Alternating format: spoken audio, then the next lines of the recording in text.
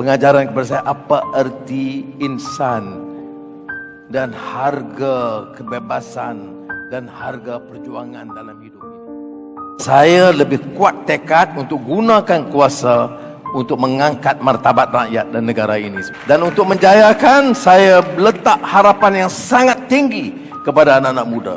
Bukan menjadi Macai Anwar, tidak. Bukan menjadi Walaun, tidak. Menjadi tenaga baru yang sedar, yang sanggup bangkit menyelamatkan bangsa, agama dan negara dia. Dulu dia kata terlalu banyak kekangan, sekarang semua tanya, termasuk teguran dan kritikan kepada dasar-dasar kerajaan atau beberapa ketetapan kerajaan. Saya tidak langsung menghalang saudara kritik Anwar atau kritik Perdana Menteri atau kritik kerajaan, tak ada masalah. Ya, yang kita tidak mahu ialah cerca, hina orang, ya, maki hamun orang dan hantar saya ke neraka. Jangan. Jadi saya bangga pada hari ini luar biasa kerana dalam beberapa dialog saya dengan Tengku Anwar hari ini nampak cukup cergas dan cukup hebat. Ini saya tahu. Saya ingin mungkin kerana masuk rasukan budu dalam makanan yang menyebabkan semua naik angin ni. Ya. Jadi saya nak simpulkan yang begini. Jangan lupa prinsip hidup kita. Untuk apa kita belajar? Menimba ilmu. Untuk apa menimba ilmu? Untuk dapat kemahiran, keterampilan dalam berbagai bidang, bekerja, selamatkan diri kita, keluarga kita, dan harus menimba ilmu supaya cemerlang. Kalau sampai tahap cemerlang itu, sebab apa yang Sayyidina Ali bin Abi Thalib radhiyallahu anhu menyebut, lazzatul ma'rifah, the love for scholarship. Cinta ilmu, cinta supaya kita dapat menimba dan menguasai ilmu. Baik, ilmu apa? Ilmu pelbagai. Saya bilang tadi teknologi makanan. Ada yang digital science. Ada yang IT. Atau accountancy, apa-apa pun. Tapi ingat, specialization atau pengkhususan itu penting. Tapi jangan kita sampai terlalu specialized dan tidak tahu apa yang berlaku di dunia ini. Sudah bicara soal ekonomi, sudah tidak tahu kemiskinan meleset di luar kampus. Sudah bicara soal keadilan, sudah tak peduli tentang kesenjangan di antara yang maha kaya dan yang paling miskin. Sudah bicara soal kemanusiaan, sudah tak peduli tentang diskriminasi kaum dan penghinaan tentang kaum lain. Maknanya ada flaw, ada kelemahan besar dalam sistem pendidikan dan sistem nilai.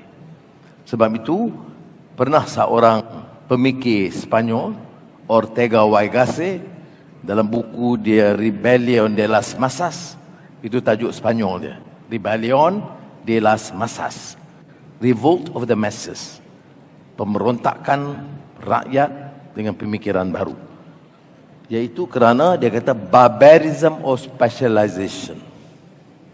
Terlalu fikir specialize, dia tak mau fikir lain dah, dia IT dia saja, TikTok dia saja.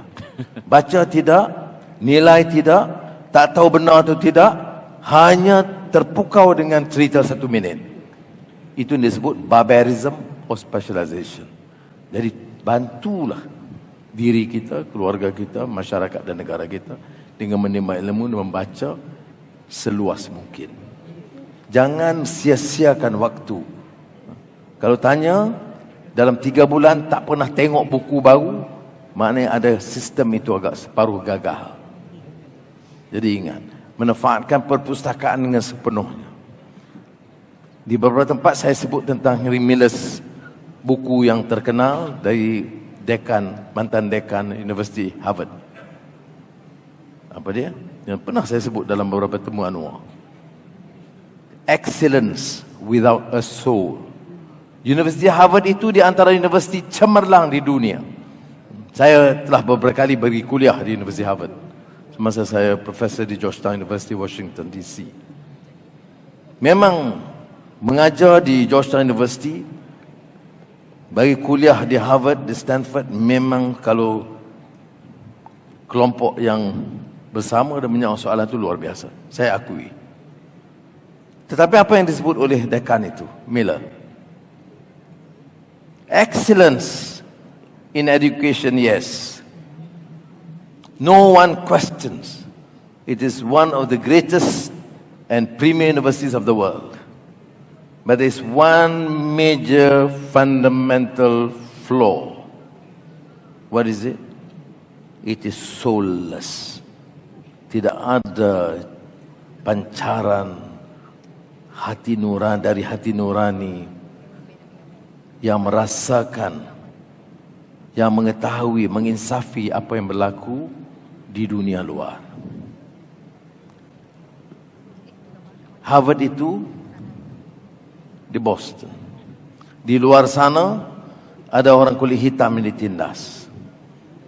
Sebelah sana ada kelompok paling miskin, tidak dihiraukan kerana yang mereka tumpu excellence in education dalam disiplin dia, tapi tidak fikir soal kemanusiaan di luarnya. Jadi sebab itu pencerahan di kalangan mahasiswa itu penting. Kerana kita berdepan dengan masalah kaum, masalah agama, masalah ekonomi, masalah sosial dan semua yang harus kita kuasai, tetapi kita harus nilai dengan baik. Kita terlalu banyak masalah-masalah yang harus kita tangani dengan baik. Dan kita lihat umpamanya, kerana kadang-kadang ini masalah orang politik juga. Kerana kegelojohan merebut kuasa dengan orang politik itu, semuanya dihalalkan. Rasuah dihalalkan. Kalau dia kawan, bisa saja buat apa. Bisa juga menipu, memalsukan kenyataan dan memfitnah, mempermainkan ayat-ayat Quran. Saya sebut tadi umpamanya pada tahun 1999, semasa saya merengkok di penjara Sungai Buloh. Perdana Menteri ketika itu Tun Mahathir membatalkan semua bantuan ke sekolah agama rakyat seluruh negara atas alasan SAR ini pro-PAS dan simpati dengan UNRWA.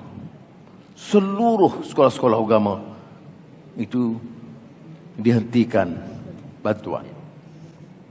Tak apalah sekarang dia berkawan dengan mereka. Saya pun tak faham macam mana. Tapi saya telah diberi amanah melihat di Kelantan, melihat di Terengganu, melihat di Kedah, melihat di Perak, di Johor. Saya akan pastikan sekolah-sekolah agama rakyat itu dipulihkan dan dibantu semula. Tapi yang saya sebut di sini ialah apa? Pertimbangan politik itu kadang-kadang mengenepikan prinsip-prinsip. Sebab itu anak-anak harus fikir. Yang kita nak tentukan ini bukan satu calon, bukan satu parti. Masa depan negara. Kita nak negara ini coraknya. Ya, masih Melayu. Siapa kata? Apa saudara banyak di Perlis saya diberitahu kalau Anwar jadi Perdana Menteri, pelajar-pelajar akan kembali pakai skirt. Dan ada yang percaya. Kalau Anwar jadi Perdana Menteri, sistem akan liberal, LGBT akan disahkan, lelaki boleh kahwin dengan lelaki. Itu nasib baik saya Perdana Menteri. Kalau saya dulu, saya Azizah kata, sabar-sabar abang. Ya. Kan fitnah ini untung apa? Sekarang sudah 7 bulan saya dalam kerajaan. Peruntukan bagi Islam bertambah. Tapi juga saya bantu yang miskin. Kalau sekolah Taif itu, sekolah Melayu, sekolah Cina, sekolah Tamil, yang banyak yang susah, kita bantu. Program-program membasmi kemiskinan, menoktahkan kemiskinan, majoriti Melayu. Dan kelompok-kelompok miskin India, kita bantu. Itu yang kita lakukan. Soal Raja-Raja Melayu, soal hak keistimewaan Melayu, Islam agama persekutuan, bahasa, kita tidak rungkai. Tetapi itulah harga fitnah dan kecaman. Ya, bukan saya nak maksud nak ceritakan derita dan penyiksaan saya.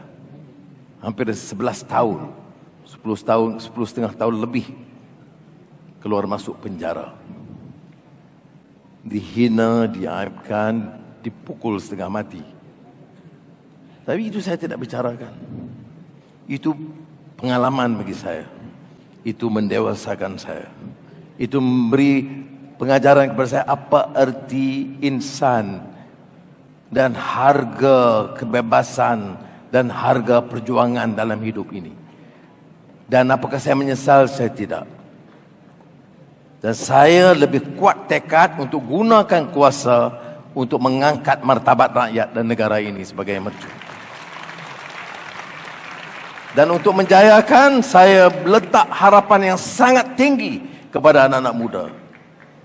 Bukan menjadi Macai Anwar, tidak. Bukan menjadi Walaun, tidak. Menjadi tenaga baru yang sedar, yang sanggup bangkit menyelamatkan bangsa, agama dan negara dia.